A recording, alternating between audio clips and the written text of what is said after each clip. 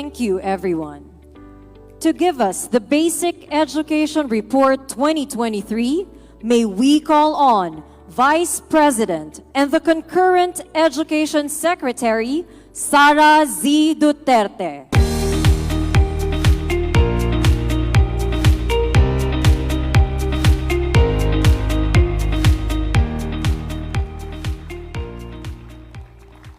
Thank you. Please take your seats.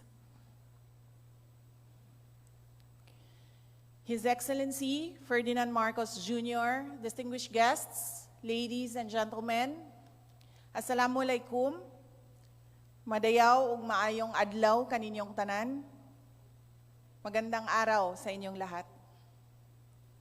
Sa bahay, bilang ina, kasama ko, namumuhay ang apat na uri ng learners. Isang kindergarten, isang grade 4, isang grade 3, grade 7 at grade 9. Nakita ko po ang iba't ibang uri ng problemang nararanasan nila sa kanilang pag-aaral araw-araw. Sa trabaho, bilang kalihim ng Department of Education, kasama ko namang namumuhay ang mahigit sa 28 million Filipino learners sa buong bansa. At nakikita ko ang napakaraming problemang hinaharap at binubuno nila sa kanilang pag-aaral araw-araw. For learners at home, over 28 million learners all over the Philippines. These, ladies and gentlemen, make my interest in the future of Philippine education a very personal matter. Filipino learners are not academically proficient. Oftentimes, Filipino learners experience emotional abuse and exhaustion. Some Filipino learners suffer from psychological fatigue. And being academically insecure, many of them fail to meet the standards of the demanding and competitive world. These are caused and triggered by conditions present at home, in our communities, and even in our schools as a result of problems ingrained in our system. This is the truth. Ito po ang katotohanan. Mao kini ang kamatuuran sa dagway sa atong kaugmaon. But this is a future we can change. And that is why we are all here. Let us remember that even in the face of death, Dr. Jose Rizal was the perpetual obstinate patriot, as he was courageous and defiant before his firing squad executioners. Let us remember that Gabriela Silang, an Ilocano, was unshaken by the grief of widowhood and continued the revolution even after the death of her husband, Diego Silang. Let us remember that in Bohol, Francisco Dagohoy led the longest revolution in history. And let us remember that in Mindanao, the successful Moro resistance was fortified by the unity forged between Moro leaders across Mindanao and North Borneo by the great Sultan Kudarat. These are just a handful of Filipinos whose sacrifices changed the course of our history as a people. They are Filipinos who demonstrated the indomitability of our spirit as a people. Our children are children of heroes. They are the descendants of Dr. Jose Rizal, Gabriela Silang, Francisco Dagohoy, and Sultan Kudarat. Our children are bound for greatness. Yes, it is necessary to emphasize that abilities are important to navigate life successfully. But our children must understand that hardships in life are not overcome by the best minds. Hardships in life are overcome by the strongest hearts.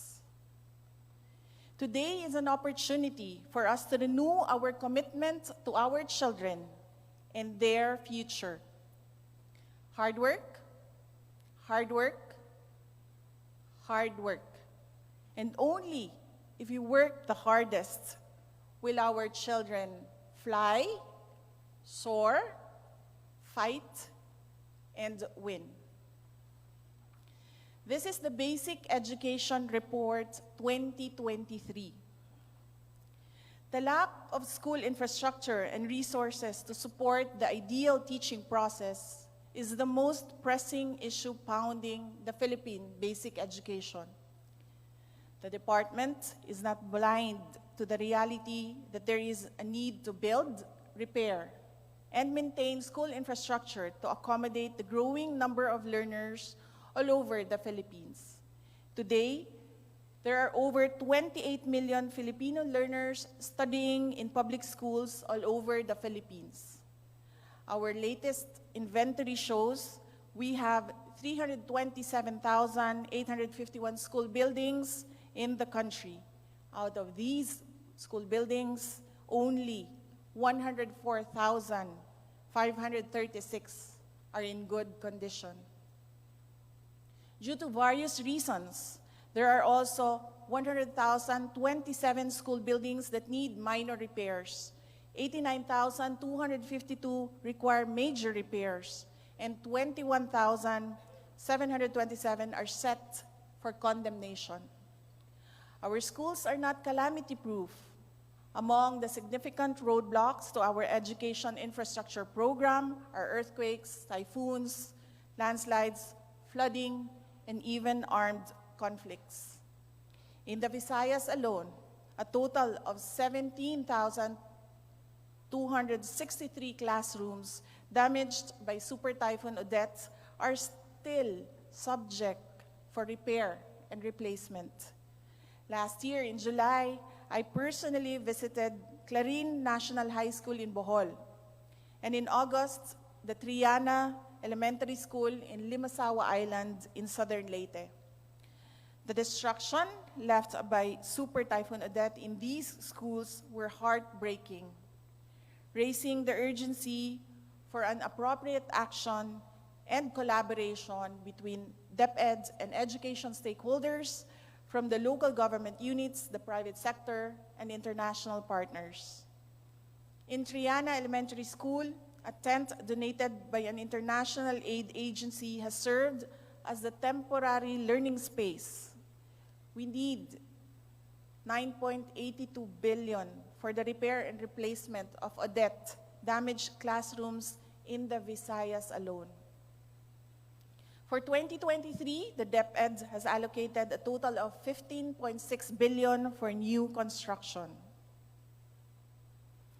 Our assessment of the department's procurement practices showed cracks that, if left unresolved, will harm our vision to providing our learners with quality basic education. These procurement practices also illuminated the concern for transparency and accountability. Our assessment showed that the centralized procurement of DepEd has been hounded by delays in the submission of technical specifications, lack of updated guidelines, lack of qualified bidders, and low participation rates of prospective bidders.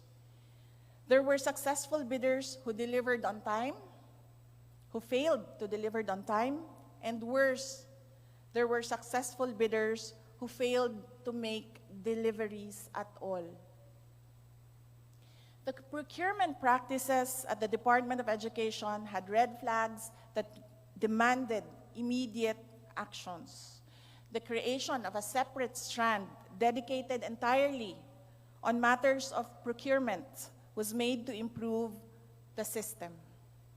This strand is ordered to ensure that delivery of services is done within the period required by law, following the processes mandated by law. Our intention here is to solve a problem that has permeated within the system and ensure that transparency and accountability are present. As we confront the dilemma in school infrastructure and learning resources, we looked at the trends in our enrollment and learner data during the pandemic and now. We are implementing post-pandemic programs and reforms. After a significant decrease in enrollments in 2020 due to COVID-19 related school closures, enrollment has since started to recover. This year, we welcomed around 28.4 million learners in 44,931 public schools and 12,162 private schools nationwide. But recovery in enrollment is limited only to public schools. We saw the decline of enrollment figures in private schools and eventually saw some private schools terminating their operations. From 2020 to 2022, more than 1,600 private schools stopped operations. Currently, the Department of Education is responsible for almost 80% of schools nationwide, of which 79% are elementary schools. Evidently, there is a wide disparity between the number of elementary and secondary schools in the country. With such a disparity, inclusivity in education remains to be a concern. Despite gains in bridging gaps, learners from indigenous peoples' communities, geographically isolated and disadvantaged areas, Muslim youth, learners with disabilities, and out-of-school youth and adults still require the attention of the community. We need to improve their participation rate in basic education. The core of basic education is curriculum. The ongoing review of the K-12 curriculum has revealed that the curriculum content is congested, that some prerequisites of identified learning competencies are missing or misplaced, that a significant number of learning competencies cater to higher cognitive demands. For senior high school, our work immersion program has contributed to a high passing rate of 90% in the National Certificate Assessment administered by TESDA. However, industry partners have expressed concern that the time allotment for work immersion is only for familiarization and not for actual skills acquisition. Today, most senior high school graduates find the need to pursue higher education in order to find employment. The National Senior High School Tracer study conducted by the Bureau of Curriculum Development showed that 83% of the respondents pursued higher education, while only a little over 10% of graduates were employed. The K-12 curriculum promised to produce graduates that are employable. That promise remains a promise to this day. Our teachers, they are the lifeblood of the Department of Education. Without our teachers, our mission to carve a better future for our children will fail. Lagi ko pong sinasabi sa ating mga guro, importante kayo sa pag-unlad ng ating bayan. Kayo ang gumagabay at tumutulong sa ating mga kabataan sa pagpapanday ng kanilang mga pangarap sa buhay at sa katuparan ng mga pangarap na ito. And to empower our learners with the relevant skills and knowledge, we shall focus on upscaling your knowledge and capacities as public servants. The assessment on the K-12 curriculum revealed the weak teaching methods of our teachers in addressing 21st century skills. Studies done by the Research Center for Teacher Quality, the World Bank, and UNICEF showed that teachers need further support, particularly in explicitly and strategically teaching critical thinking and problem-solving skills. While critical thinking was most evident in the curriculum, it was also the least taught to students by teachers.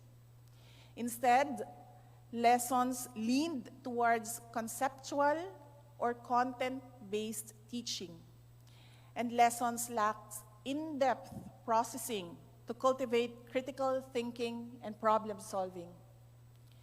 Finally, there appears to be insufficient knowledge on developing 21st century skills, including higher-order thinking skills among learners. This is not the fault of our teachers, whose dedication, integrity, and the commitment to serve Filipino children and the country strengthened our collective effort to achieve our shared dreams for our learners. The sad reality is the system has failed them.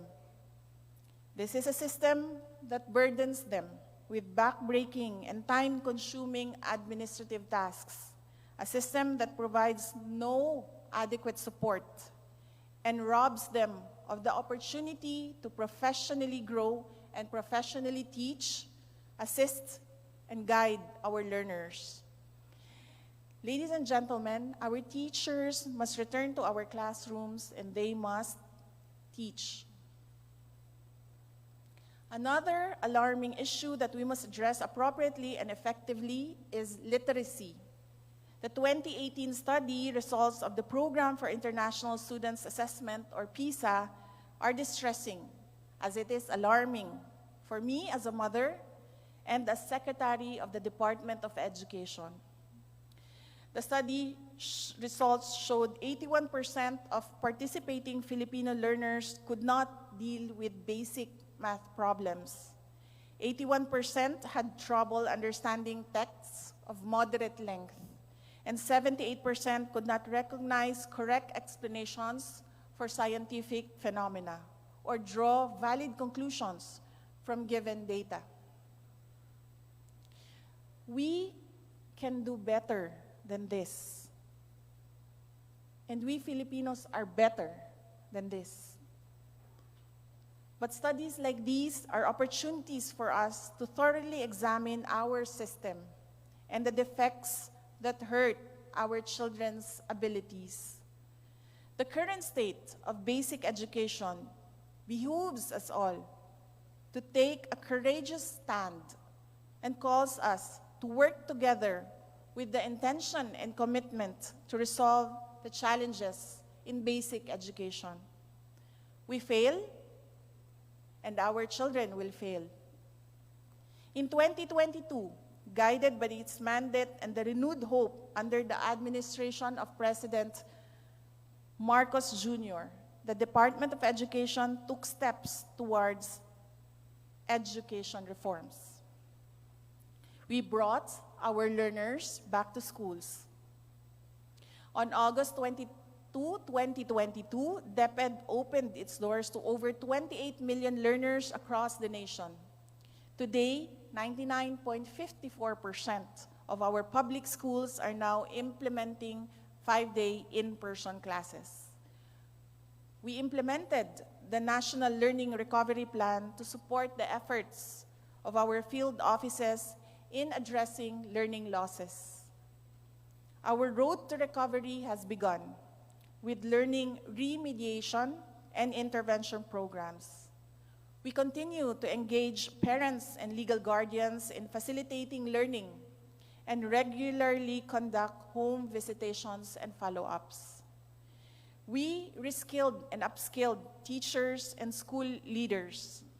We have provided various capacity development initiatives to 226,367 teachers and school leaders. 15,331 teachers and school leaders received graduate scholarships. 17,636 were trained in early grade language literacy. 161,700 teachers completed NAIAP subsidized teaching courses. And 31,700 have undergone teacher induction program. We started the review of the curriculum. As we speak, the revised kindergarten to grade 10 curriculum is being finalized. We have also started the review of the senior high school curriculum. We have taken small steps, and we need to take more. The Department of Education under the Marcos administration, guided by the Philippine Constitution, the United Nations Convention on the Rights of the Child, and the Sustainable Development Goals, reaffirms our commitment to improving the quality of basic education in the country. We know that the road will be bumpy, but our direction is clear. We know that the challenges are vast, but we, Filipinos, are resilient. We will overcome. Tayo po ay magiging matatag tungo sa isang bansang makabata at batang makabansa. I present to you our education agenda.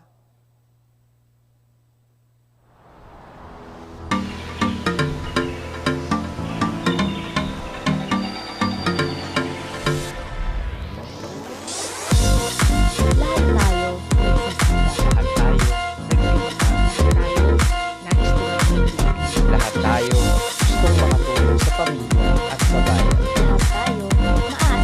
Lahat tayo Tayo lahat tayo didiskarte at ilikha para sa ating kinabukasan. dahil lahat tayo may pangarap, may gustong kabihin, may nais marating. At kahit pangarap sa libu-libong hamon ng buhay, Ang tatag ng lahi. babaw, Susulong. tayo ay magiging matatag. Matatag na kurikulum. Matatag na pamahalaan at agarang serbisyo para sa edukasyon. Matatag na programa sa mag-aaral at kabataan. Matatag na suporta para sa mga ito.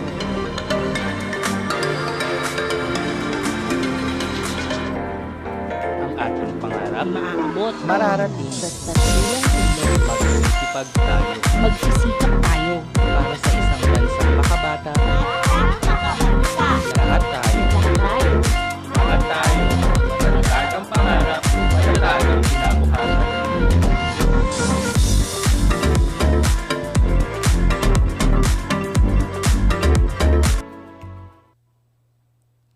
Sa gitna ng hamon sa edukasyon, tayo po ay magiging matatag. First, we will make the curriculum relevant to produce competent, job-ready, active, and responsible citizens. We will revise the K-12 curriculum to make them more responsive to our aspiration as a nation, to develop lifelong learners who are imbued with 21st century skills, discipline, and patriotism. We will reduce the number of learning areas in K-3 from 7 to 5 to focus on foundational skills in literacy and numeracy in early grades, particularly among disadvantaged students. We will strengthen our literacy and numeracy programs. We will revitalize our reading, science and technology, and math programs by utilizing the gains of previous programs. The programs will be benchmarked with local and international best practices, consulted with experts, and will be research or evidence-based. We will improve English proficiency while recognizing linguistic diversity. We will work towards the goal of English language proficiency within the context of a multilingual nation. We will review the implementation of the mother tongue-based multilingual education policy, guided by the basic principle that, among others, learners learn when taught in a language that they understand. We will further intensify the values formation of learners in curriculum and teaching, particularly through the good manners and right conduct and values education, in adherence to Republic Act 11476. We will embed the culture of peace in our curriculum to develop learners who are peace builders in communities.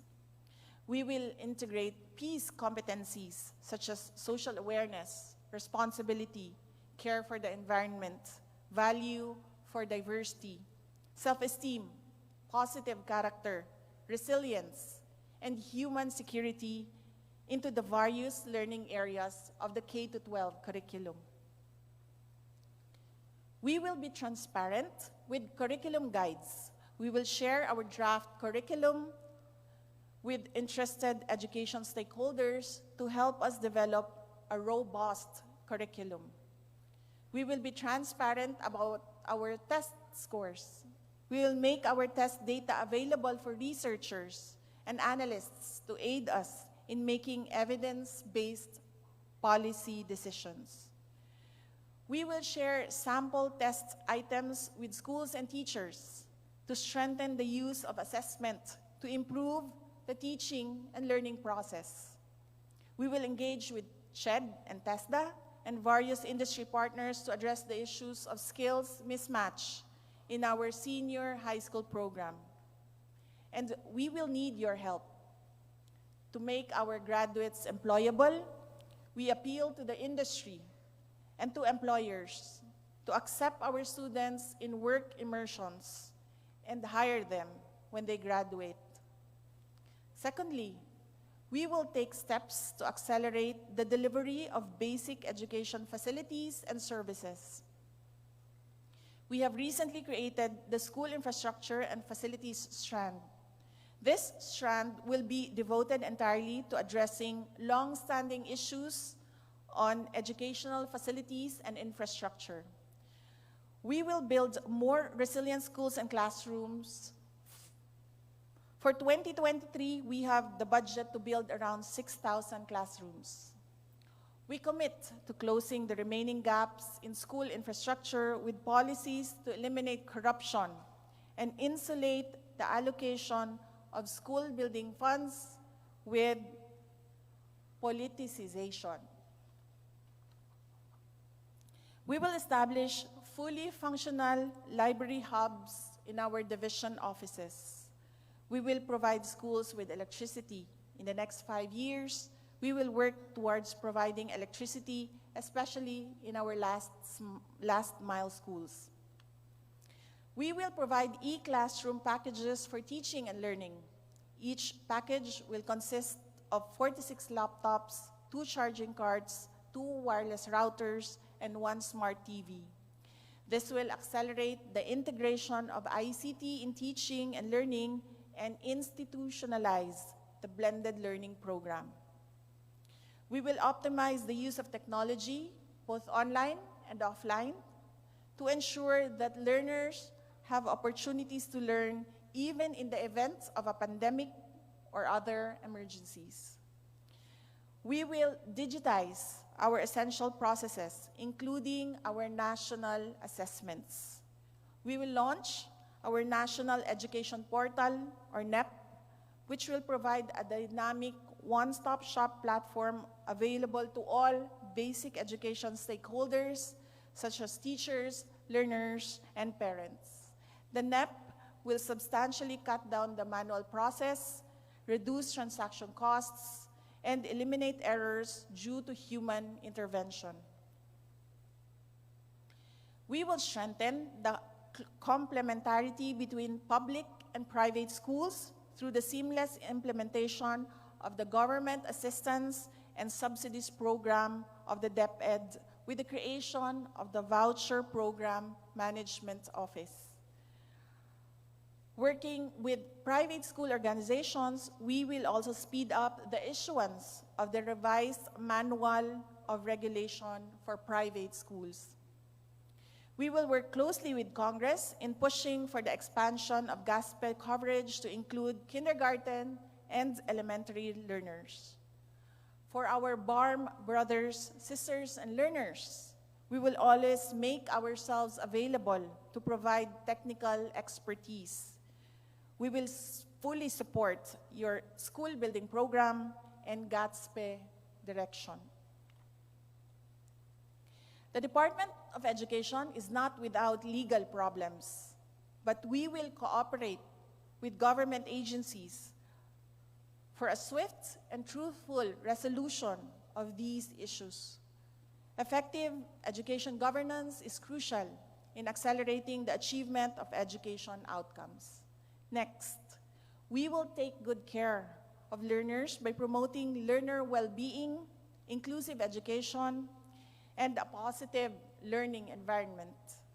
As part of our national statement of commitment in the Transforming Education Summit, the DepEd reaffirms its pledge to ensure that all school-age children and youth and adults in situations of disadvantage are participating in inclusive basic learning opportunities and receiving appropriate quality education. We will undertake initiatives to provide schooling to many more children and youth in situations of disadvantage, regardless of gender, abilities, psycho-emotional and physical conditions, cultural and religious identity, and socio-economic standing.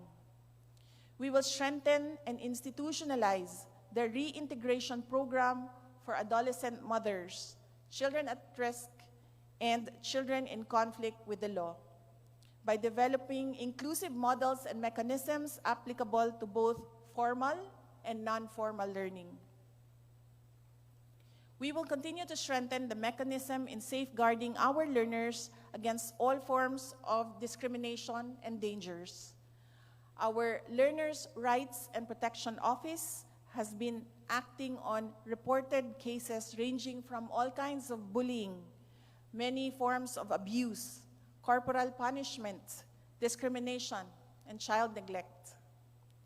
We will improve our learning environments to encourage support, discourage bullying, strengthen the implementation of child protection policies, make students feel safe and respected, and make them, including our indigenous peoples learners and those with disabilities, feel that they belong.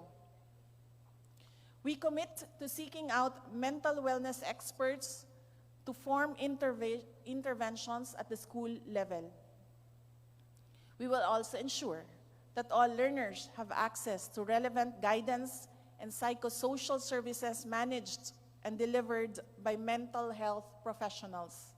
To achieve this, we will work with the Department of Budget and Management to obtain higher salary grades for guidance counselors and propose the creation of additional items that will focus on providing learner support services, including guidance-related services in schools.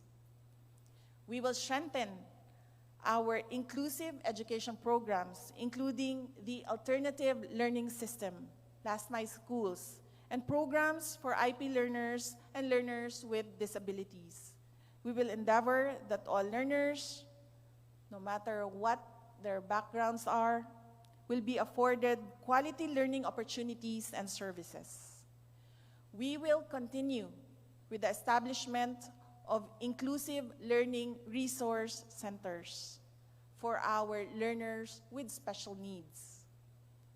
We will provide assessment assistive mechanisms such as audio-assisted technology, braille, and large print test materials to students with disabilities.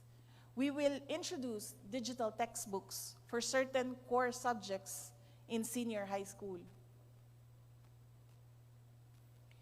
We will work with the regional offices and our partners to facilitate the development of learning resources for special needs learners, specifically our visually and hearing impaired learners. We will work with legislators and local government units through the Literacy Coordinating Council to eradicate illiteracy at the city, municipal, and barangay levels through relevant policy issuances and community literacy program interventions. We will involve our parents and guardians in the education of our children. Finally, we will give support to teachers to teach better. Teachers are critical to the success of education. When they are supported, education quality improves. We will continuously provide professional development programs, including graduate degree scholarship programs to teachers, focusing on their learning area specialization, and graduate certificate programs for non-majors. We will provide support in terms of innovative, responsive, and inclusive teaching approaches following the Philippine Professional Standards for Teachers. We will capacitate our teachers and learners in utilizing technology in remote learning to maximize the benefits of digital learning. We will provide training and other learning and development interventions for school leaders, namely the school heads, supervisors, superintendents, and assistant superintendents, so that they can better support our teachers to teach better.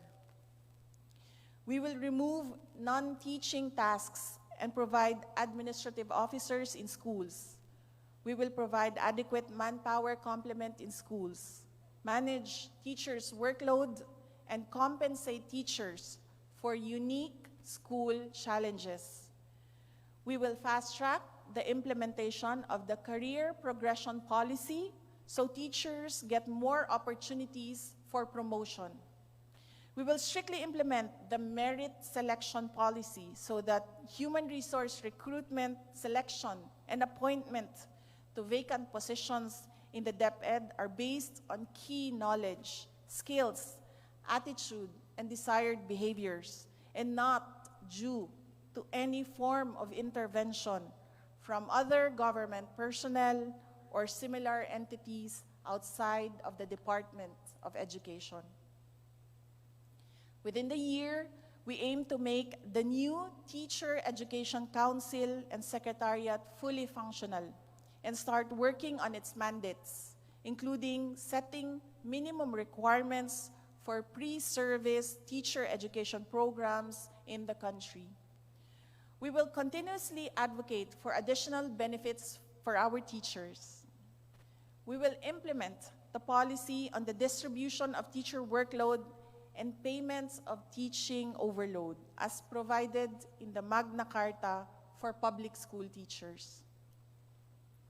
We have also requested the Department of Budget and Management to expand the coverage for the grant of special hardship allowance. We will work towards addressing issues affecting the net take-home pay of teachers.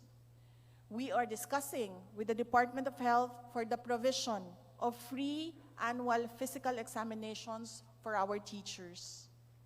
We are also closely coordinating with the GSIS for an improved and superior benefits package for all DepEd personnel. We will resolve issues on teachers' loans, premium remittances, and other benefits. We have committed to meeting at least once a month until these issues are resolved. Lastly, we are looking to provide free legal assistance facility for teachers on matters concerning loan contracts, obligations, and cases. To our teachers, We recognize your zeal, integrity, commitment, and passion. And yes, we also recognize your sacrifices. We thank you for your sacrifices. Maraming salamat po sa inyong dedikasyon. Hindi po namin kayo papabayaan.